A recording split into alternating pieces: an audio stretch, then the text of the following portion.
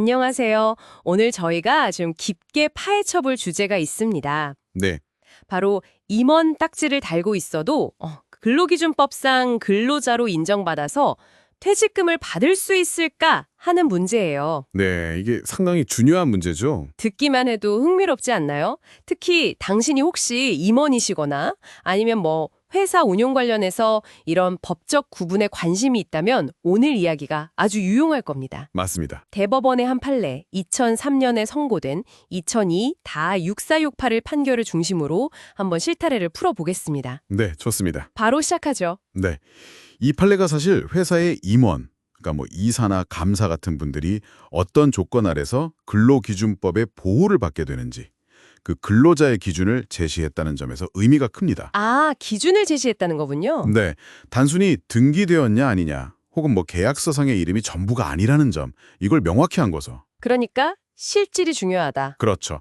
바로 그 실질입니다.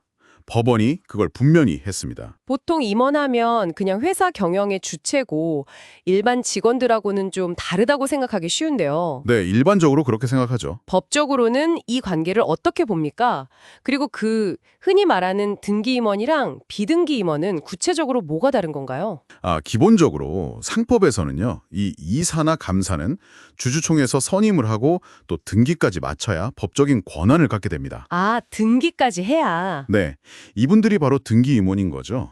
반면에 이런 절차 없이 그냥 편의상 이사 대우다 이런 직함만 받은 경우 있지 않습니까? 네네, 있죠. 이런 경우는 이제 비등기 임원이라고 하는데 법적인 임원의 권한은 사실상 없습니다. 권한은 없다. 네. 그래서 원칙적으로 임원은 회사로부터 특정 업무 처리를 위임받은 관계로 봅니다. 위임이요. 아, 위임, 고용이 아니고요. 그렇죠. 매일 지시받고 일하는 고용관계와는 다르다는 겁니다. 그래서 임원의 보수는 근로의 대가인 임금과는 성격이 좀 다르다고 보는 게 일반적이었습니다. 아하, 위임 관계라는 게 포인트군요. 그런데 법원은 여기서 한 발 더 나아갔다는 거잖아요. 맞습니다. 계약서에 이사라고 적혀 있든 아니든 그게 중요한 게 아니라고요. 이게 정말 흥미로운 지점인데요. 바로 그겁니다. 법원은 계약의 형식이나 그 직함에 얽매이지 않았습니다. 네. 중요한 것은 실질이죠. 그러니까 이름만 임원이고 실제로는 사장님이나 대표이사의 구체적인 지위, 감독 아래서 일하고 월급을 받았다면 그 사람은 근로기준법상 근로자라는 겁니다. 아, 이름만 임원이고 실제로는 지휘 감독을 받았다면 네, 종속적인 관계에서 노무를 제공했는지가 핵심 판단 기준이 된 거죠. 그럼 이 사건에 등장했던 사람들은 어땠나요? 제가 알기론 비등기 임원도 있었고 등기 임원도 있었던 걸로 아는데요. 네, 맞습니다. 여러 명의 원고가 있었는데 예를 들어서 주주총회 결의 없이 상무이사 같은 직함을 받은 비등기 임원들의 경우요. 네. 법원은 이분들이 사실상 대표이사 지시를 받으면서 재무나 기술 같은 특정 분야 업무를 계속 수행하고 또 정해진 보수를 받았다면 근로자성이 인정될 가능성이 높다고 봤습니다. 아, 실제 일하는 걸 보니까 근로자 같더라. 그렇죠. 직함만 임원이지 실제 일하는 방식은 일반 직원하고 크게 다르지 않았을 수 있다는 겁니다. 잠깐만요. 그럼 주주총회에서 정식으로 선임되고 등기까지 마친 등기 임원은요. 이 경우는 당연히 위임 관계니까 근로자가 아니라고 봐야 하는 거 아닌가요? 네, 그렇죠.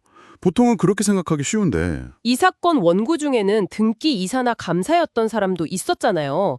이게 좀 헷갈리는데요? 아주 좋은 질문입니다.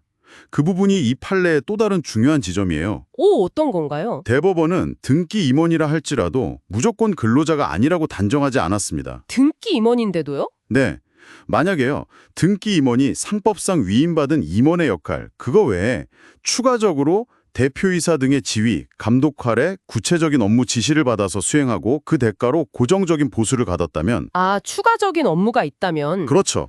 그 부분에 한해서는 근로자로 볼 수도 있다는 여지를 남긴 겁니다. 그렇군요. 특히 이 사건의 원고 1 같은 경우 등기 임원이 된 후에도 그 이전 비등기 임원 시절과 거의 동일한 보수를 계속 받았거든요. 보수가 같았다. 네.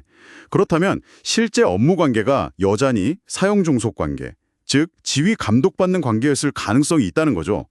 그래서 이 부분을 더 자세히 따져보라고 원심으로 돌려보낸 겁니다. 파기환송이라고 하죠. 와, 그러니까 등기 여부라는 그 형식적인 기준만으로는 절대 알 수 없다는 거네요. 맞습니다. 절대적인 기준이 아닌 거죠. 결국 당신의 명함에 이사라고 찍혀 있든 감사라고 찍혀 있든 법원은 그 뒤에 숨겨진 진짜 업무 관계, 그러니까 당신이 얼마나 자율적으로 일하는지 아니면 구체적인 지시를 받으면서 일하는지를 들여다보겠다는 거군요. 네, 그렇죠. 정말 실질이 핵심입니다. 정확합니다.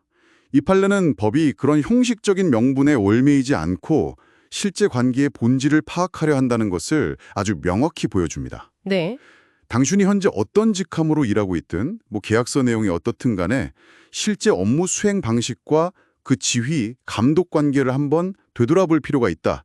이런 시사점을 던져주는 거죠. 오늘 분석을 마무리하면서 당신에게 이런 질문을 한번 던져봅니다. 네. 그렇다면 임원 외에 소위 프리랜서 계약이나 전문직 위촉 계약 같은 다른 형태의 계약 관계 속에서도요. 혹시 그 실질을 파고들었을 때 예상치 못하게 근로자성이 인정될 가능성은 없을까요?